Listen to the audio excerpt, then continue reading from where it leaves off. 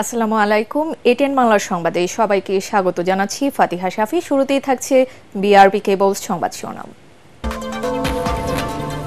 Chittagong city কর্পোরেশনের নির্বাচন অবৈধ, শাহাদাত হোসেনকে মেয়র ঘোষণা, আদালতের 10 দিনের মধ্যে গেজেট প্রকাশের নির্দেশ।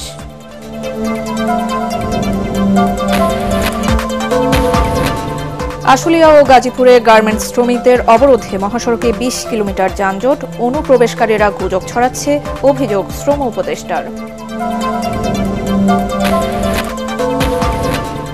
এবং এয়ারপোর্টের 3 কিলোমিটার নীরব এলাকা, হর্ন বাজানো যাবে না, পর্যায়ক্রমে পুরো নগরী শব্দ দূষণমুক্ত করার ঘোষণা পরিবেশ উপদেষ্টার।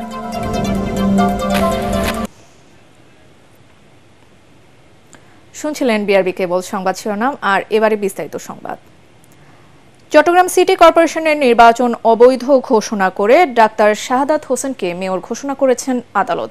ওই নির্বাচনে কারচুপির অভিযোগে ফলাফল বাতিল চেয়ে বিএনপির মেয়র প্রার্থী ডাক্তার শাহাদাত হোসেনের দায়ের করা মামলায় এ রায় দিয়েছেন আদালত। একই সাথে আগামী 10 দিনের মধ্যে গেজেট প্রকাশ করার নির্দেশ দেওয়া হয়েছে। নির্বাচনী ট্রাইব্যুনাল এবং যুগ্ম জেলা ও দায়রা জজ মোহাম্মদ খায়রুল আমিনের আদালত এ রায় দেন। 2021 সালের 27 জানুয়ারি সিটি কর্পোরেশন নির্বাচন হয়। ওই নির্বাচনে মেয়র নির্বাচিত হন আওয়ামী লীগের প্রার্থী রেজাউল করিম চৌধুরী।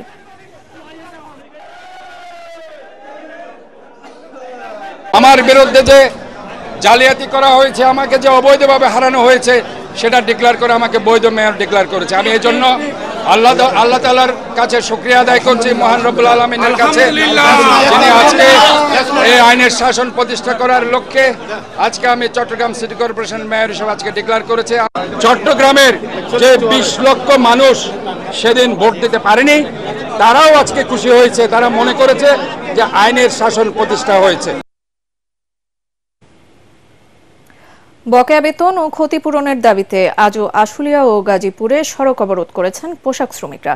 ঢাকা টাঙ্গাইল মহাসড়ক অবরোধ করে বিক্ষোভ করায় প্রায় 20 কিলোমিটার এলাকায় যানজট সৃষ্টি হয়েছে।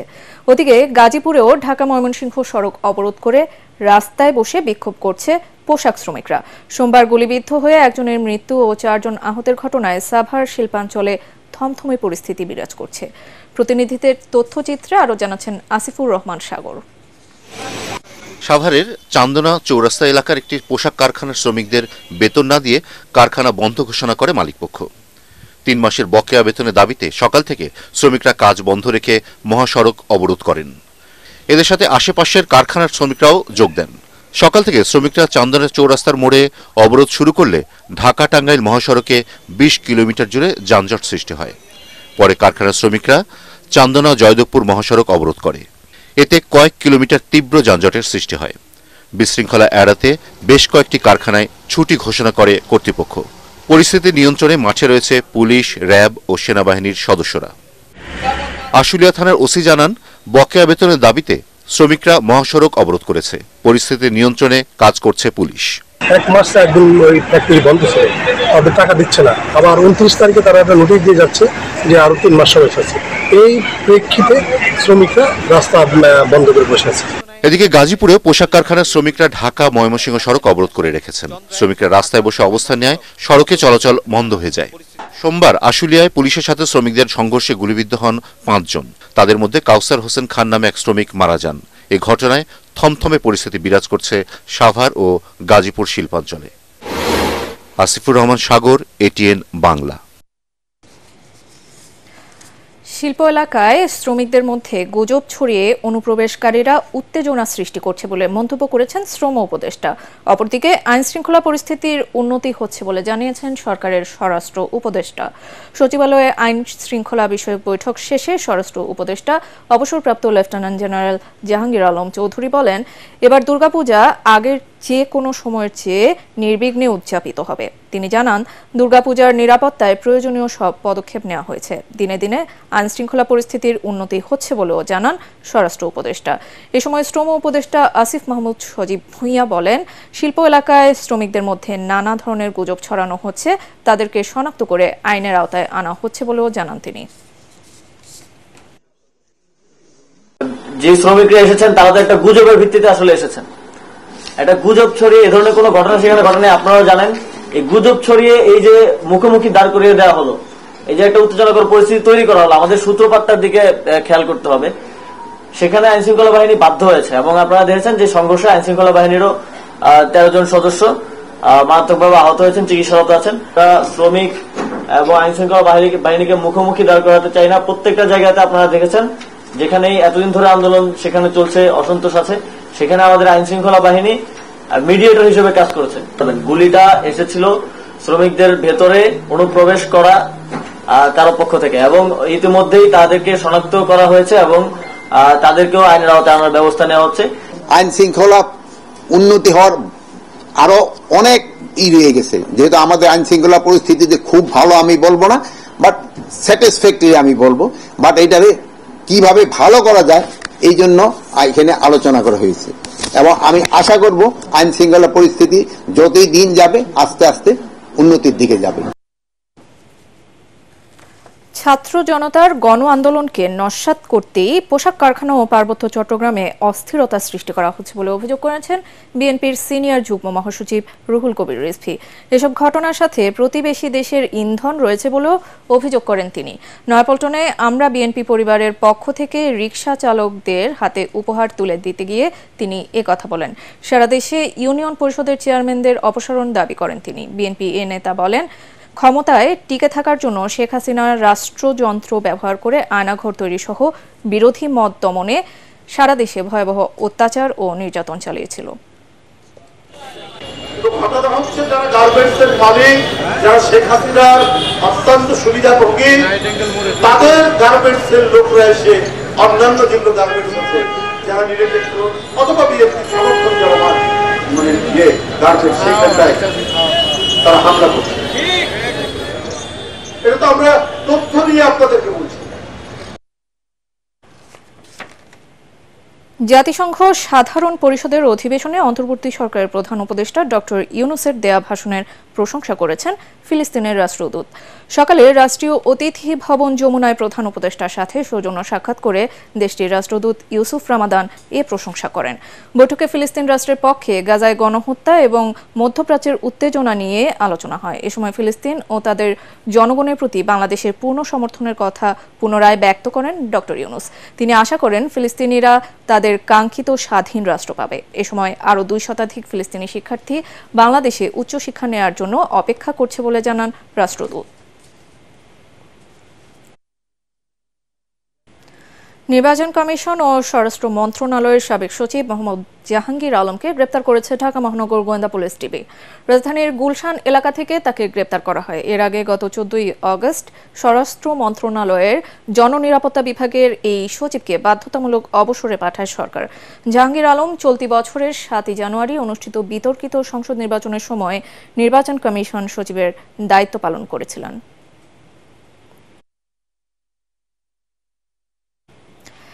এর আগে গাইবান্ধা 2 আসনের সাবেক সংসদ সদস্য ও জাতীয় সংসদের সাবেক হুইপ মাহবুবা আরা বেগম গিনিকে গ্রেপ্তার করেছে ঢাকা মহানগর গোয়েন্দা পুলিশ ডিবি। মধ্যরাতে তাকে ধানমন্ডির বাসা থেকে গ্রেপ্তার করা হয়। ডিবি জানিয়েছে তার বিরুদ্ধে 2টি মামলা রয়েছে। তাকে পুলিশের গোয়েন্দা শাখার কার্যালয়ে নেওয়া হয়েছে। এদিকে সাভার থানার মামলায় সাবেক পানি সম্পদ উপমন্ত্রী ও ভোলা 4 আসনের সাবেক সংসদ সদস্য আব্দুল্লাহ আল ইসলাম জ্যাকবকে গুলশান থেকে গ্রেপ্তার করা হয়েছে। জ্যাকবকে ঢাকার সিএমএম আদালতে নেওয়া হয়েছে।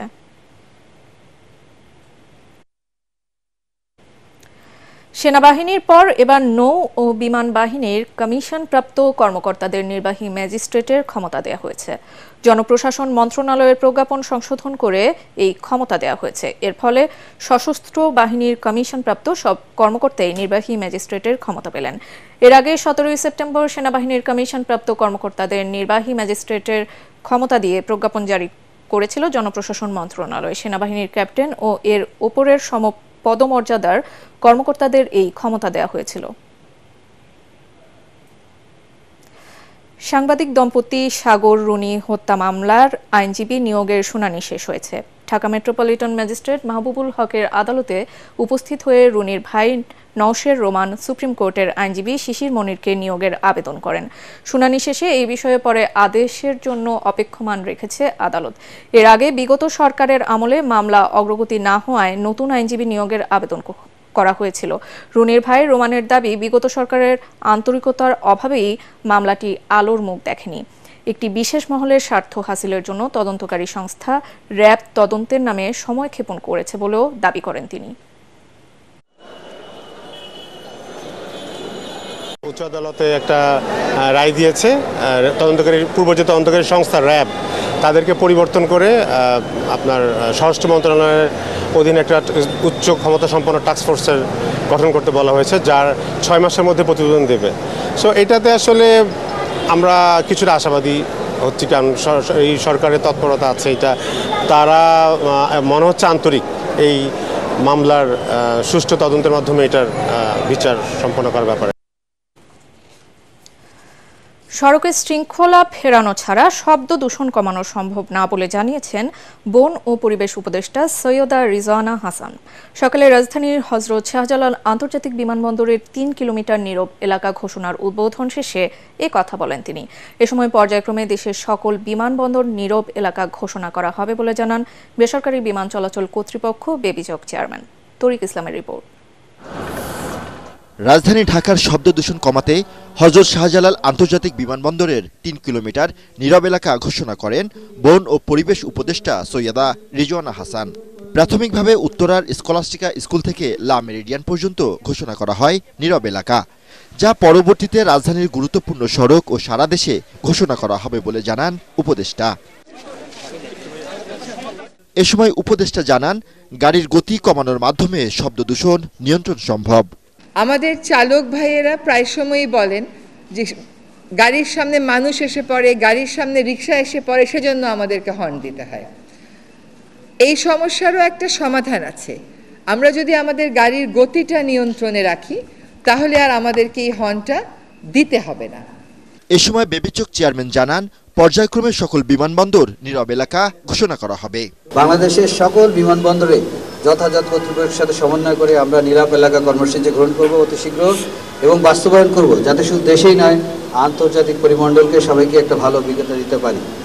সড়কের শৃঙ্খলা ফেরানো ও হর্ন বাজানো নিয়ন্ত্রণে সকল পরিবহন মালিক ও শ্রমিক সংগঠনকে নির্দেশনা দেওয়া হয়েছে বলে জানান সড়ক পরিবহন মালিক সমিতির সভাপতি।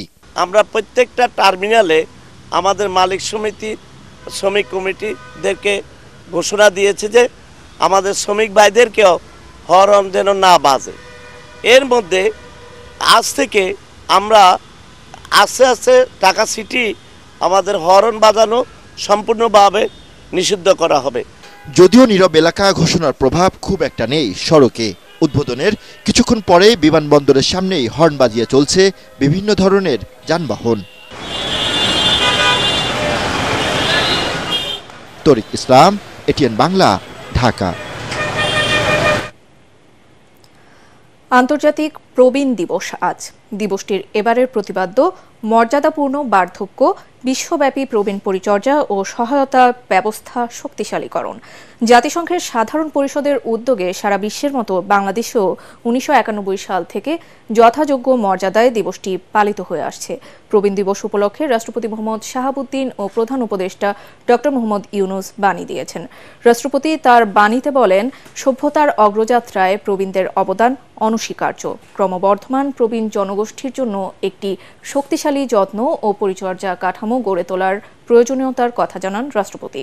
প্রধান উপদেষ্টা বাণীতে বলেন, চিকিৎসা বিজ্ঞানের ব্যাপক উন্নতি, স্বাস্থ্য সচেতনতা বৃদ্ধি, পুষ্টি ও স্বাস্থ্যসেবার মান উন্নয়নের ফলে বাংলাদেশে প্রবীণ ব্যক্তির সংখ্যা উল্লেখযোগ্য হারে বৃদ্ধি পেয়েছে।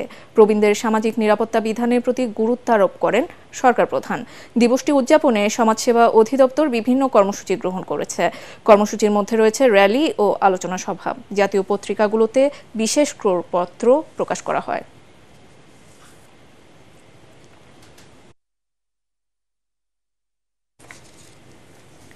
রাজধানীর মুগদা জেনারেল হাসপাতালের সামনের সড়কের বেহাল দশা।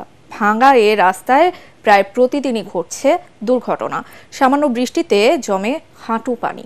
এ এলাকায় রয়েছে হাসপাতাল ও শিক্ষা প্রতিষ্ঠান সহ বেশ কয়েকটি সরকারি সেবামূলক প্রতিষ্ঠান। এসব প্রতিষ্ঠানে সেবা নিতে এসে প্রতিনিয়ত চরম ভোগান্তিতে পড়েছেন মানুষ। খায়রুল ইসলামের রিপোর্ট।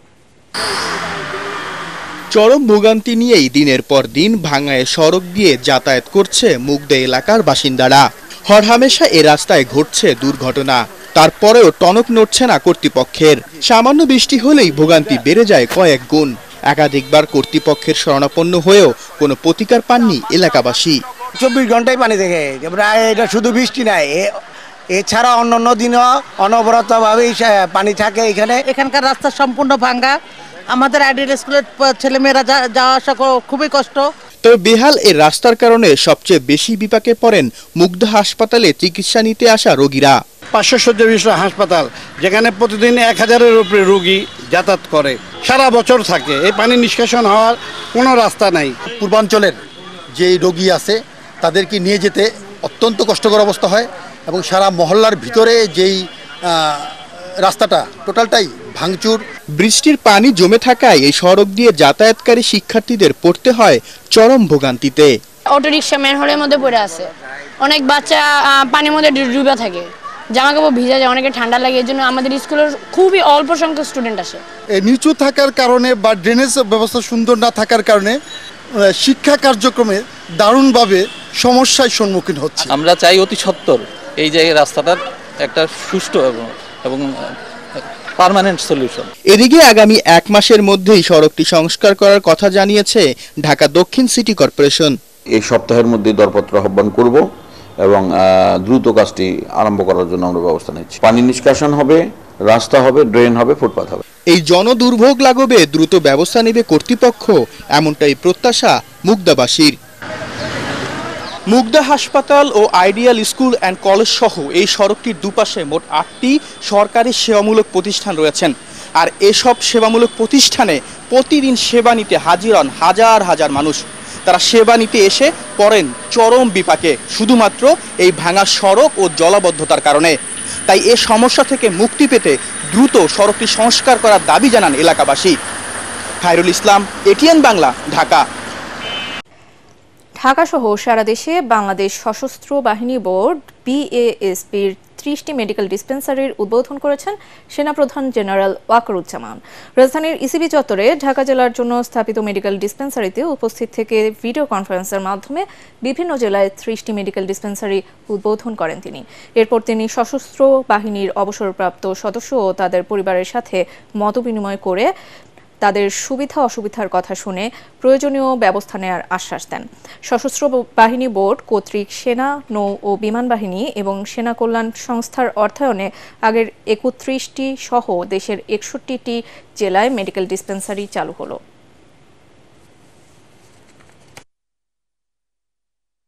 সার্ভিং এবং লিডার সবার জন্যই চিকিৎসা সেবা সেবার মান অত্যন্ত বৃদ্ধি করতে পারবো বলে আমি মনে করি। তাছাড়াও আমরা রেশন মানি অলরেডি সরকার বৃদ্ধি করেছে। আগে যেখানে 475 টাকা করেছিল সেখানে 1000 টাকা করে করা হয়েছে প্রতি জনের জন্য।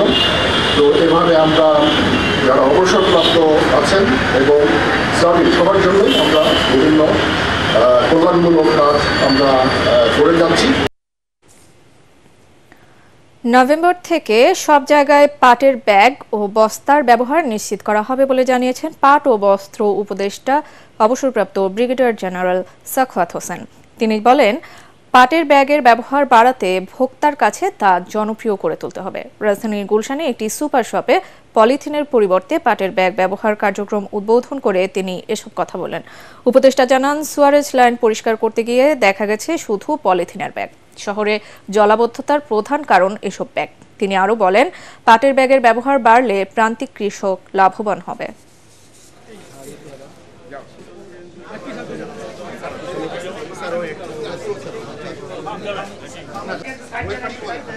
প্লাস্টিক ব্যাগগুলো বর্জনের একটা আন্দোলন শুরু হয়েছে, যেহেতু পরিবেশকে ভালো রাখতে হবে, জলবায়ুকে পরিষ্কার রাখতে হবে, আমাদের স্বাস্থ্য ভালোর জন্য এই পাটের ব্যবহারটা বাড়াতে পারি, তাহলে এখানে আমরা যে ইকোনমিক ডেভেলপমেন্টের কথা বলছি, সেই ইকোনমিক ডেভেলপমেন্ট শুধু যে যারা ম্যানুফ্যাকচার করছেন তাদেরই নয়, একদম প্রান্তিক অঞ্চলে যারা কৃষক আছেন তারা কিন্তু উপকৃত হবেন। পাহাড়ের সার্বিক পরিস্থিতি বিবেচনায় সাজেক পর্যটন কেন্দ্রে আজ থেকে 3 অক্টোবর পর্যন্ত আরও 3 দিন পর্যটকদের ভ্রমণে নিরুৎসাহিত করেছে রাঙ্গামাটি জেলা প্রশাসন। এ নিয়ে 3 দফায় সময়সীমা বাড়িয়ে পর্যটকদের সাজেকে ভ্রমণে বিরত রেখেছে রাঙ্গামাটি জেলা প্রশাসন। রাঙ্গামাটি অতিরিক্ত জেলা ম্যাজিস্ট্রেট জোবাইদা আক্তার স্বাক্ষরিত এক চিঠিতে বলা হয়, জেলা আইনশৃঙ্খলা কমিটি এই সিদ্ধান্ত নিয়েছে। খাগড়াছড়ি ও রাঙ্গামাটির অনাকাঙ্ক্ষিত পরিস্থিতি রাঙ্গামাটির সাজেকে আটকে পড়া পর্যটকদের নিরাপদে ফিরিয়ে আনার পর গত 25 সেপ্টেম্বর থেকে জেলা প্রশাসন 3 দিন করে পর্যটকদের ভ্রমণে নিরুৎসাহিত করে আসছে। এবারে আল আরাফা ইসলামী ব্যাংক অর্থ সংবাদ।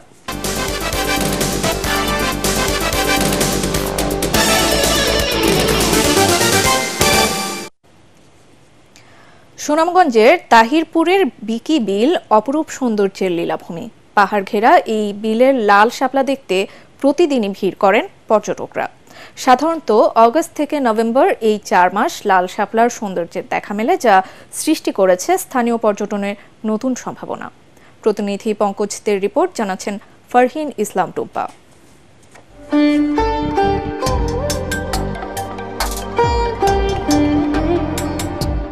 যেদিকে চোখ যায় শুধু লাল শাপলা, প্রকৃতির ক্যানভাসে লাল সবুজের মিতালি। ফুলের পাপড়িতে যখন হেমন্তের রোদ ঝিলিক দেয়, মনে হয় লাল গালিচা বিছিয়ে রেখেছে প্রকৃতি। পাহাড়ের কোল ঘেঁষা সুনামগঞ্জের রূপ দেখলে মন জুড়িয়ে যাবে যে কারো। তাহিরপুর উপজেলার বাদাঘাট বাজার থেকে 1 কিলোমিটার দূরে কাশফুল গ্রামে গেলেই চোখে পড়ে এই বিল। হাঁটু পানি থাকায় কেউ নেমে পড়েছেন বিলে, ফুল হাতে নিয়ে ছবি তুলছেন। সুনামগঞ্জ শাপলা বিল যে আসছে তা আমরা জানতে পারিনি, হঠাৎ একটা নিউজ দেখে আজ সকালে আমরা দেখতে আসলাম, খুবই ভালো লাগতেছে। মেঘালয় পাহাড়ের নিচে যে এত বড় সুন্দর যে একটা শাপলা বিল, সুন্দর একটা পরিবেশ, এক কথায় হয়েছে মাত্র, অনেক সুন্দর, অনেক ভালো লাগতেছে। প্রায় 14.95 একর আয়তনের এই লাল শাপলার বিকি বিল 2019 সালে হাওর পর্যটনের অপার সম্ভাবনাময় এলাকা হিসেবে আনুষ্ঠানিক স্বীকৃতি পায়। শরৎ ও হেমন্তের কয়েকটি মাস ফুলের এই সৌন্দর্য মুগ্ধ করে সবাইকে। অনেক জায়গার মানুষই আসে, নৌকা যুগে আছে, কেন ছোট ছোট নৌকা আছে, এইগুলো দিয়ে ঘুরে, আর ক্যামেরাম্যান আছে, ভালো ভালো ছবি তুলে দেয়। আপনার পর্যটক আসে প্রতিদিনই। ফুলগুলি খুবই সুন্দর, অতুলনীয়, যা সকালে আসতে খুব ভালো লাগে। আর সিমেন্টগুলো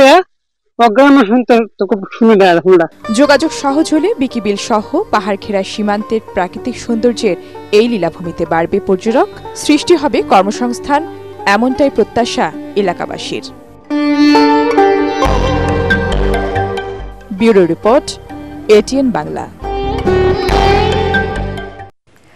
হিজড়া আবাসন প্রকল্পে ভাঙচুর ও লুটপাটের প্রতিবাদে শেরপুর জেলা প্রশাসক কার্যালয় চত্বরে অবস্থান কর্মসূচি করেছে আশ্রয়হারা হিজড়া জনগোষ্ঠীর সদস্যরা।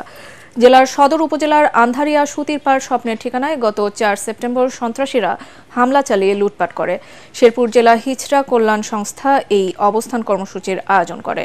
আশ্রয় হারিয়ে আতঙ্কগ্রস্ত 40 জন হিজড়া এখন শেরপুর জেলা প্রশাসক কার্যালয়ের বারান্দা সহ বিভিন্ন স্থানে বিচ্ছিন্নভাবে আশ্রয় নিয়ে মানবেতর জীবনযাপন করছে।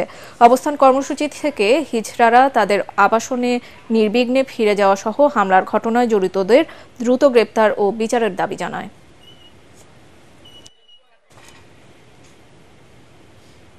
এবার থাকছে পার্টেক্স খেলার খবর।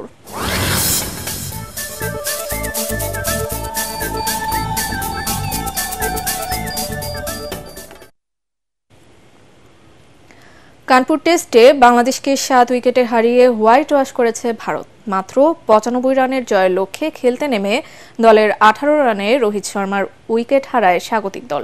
34 রানে শুভমান গিলকেও আউট করেন মেহেদী হাসান মিরাজ। এরপর ঋষভ পান্ডে আর বিরাট কোহলির জুটিতে জয় নিয়ে মাঠ ছাড়ে স্বাগতিক দল। এর আগে 2 উইকেট 26 রান নিয়ে শেষ দিনের খেলা শুরু করেন মমিনুল হক এবং সাদমান ইসলাম। দলের 36-এ মমিনুল আউট হন রবীন্দ্রচন্দ্রন অশ্বিনের বলে। এরপর 91 রানে শান্তর বিদায়ের সাথে তাদের তাসের ঘরের মতো ভেঙে পড়ে টাইগারদের ইনিংস। তাতে 145 রানে অল আউট হয় নাজমুল হোসেন শান্তর দল। সাদমান আউট হন হাফ সেঞ্চুরি হাঁকিয়ে। বাংলাদেশ প্রথম ইনিংসে অল আউট হয় 233 রানে। জবাবে 9 উইকেটে 285 রান তোলে স্বাগতিকরা। উয়েফা চ্যাম্পিয়ন্স লিগে রাতে মাঠে নামছে বার্সেলোনা, ম্যান সিটি এবং আর্সেনাল। প্রথম ম্যাচে ইন্টার মিলানের সঙ্গে ড্র করে সিটি। এবার দ্বিতীয় ম্যাচে তাদের সামনে স্লোভাকিয়ার ব্রাতিস্লাভা। জেতার জন্য ফেভারিট পেপ গার্দিওলার টিমই, তবে তাদের ভোগাচ্ছে ডিফেন্সিভ মিডফিল্ডার রদ্রির না থাকা। চোটের জন্য দীর্ঘদিন মাঠের বাইরে থাকতে হবে তাকে। রদ্রিকে ছাড়া শনিবার প্রিমিয়ার লিগে নিউক্যাসলের সঙ্গে ড্র করেছে সিটি। আরেক ম্যাচে বার্সেলোনার প্রতিপক্ষ ইয়ং বয়েজ। প্রথম ম্যাচে তারা হারে মোনাকোর বিপক্ষে, লা লিগায় সর্বশেষ ম্যাচেও ওসাসুনার বিরুদ্ধে পরাজিত হয়। হান্সি ফ্লিকের দলকে তাই নতুন উদ্যমে নামতে হবে সুইজারল্যান্ডের ক্লাবের বিপক্ষে। চ্যাম্পিয়ন্স লিগের অন্য খেলায় আর্সেনাল মুখোমুখি হবে পিএসজির বিপক্ষে।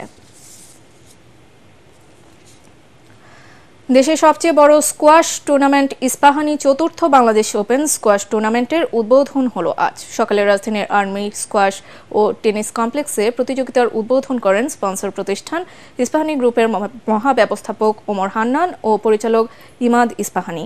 এ সময় ফেডারেশনের সাধারণ সম্পাদক অবসরপ্রাপ্ত brigadier general GM Kamrul Islam সহ অন্যান্য কর্মকর্তারা উপস্থিত ছিলেন। ইস্পাহানির সৌজন্যে 2021 সাল থেকে নিয়মিত এই টুর্নামেন্ট আয়োজন করে আসছে বাংলাদেশ স্কোয়াশ র্যাকেটস ফেডারেশন।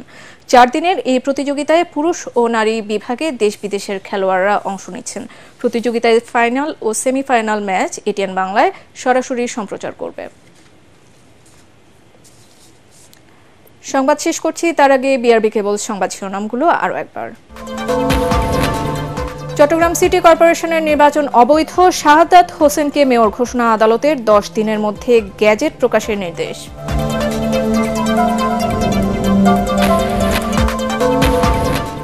আশুলিয়া ও গাজীপুরের গার্মেন্টস শ্রমিকদের অবরোধে মহাসড়কে 20 কিলোমিটার যানজট, অনুপ্রবেশকারীরা গুজব ছড়াচ্ছে, অভিযোগ শ্রম উপদেষ্টার।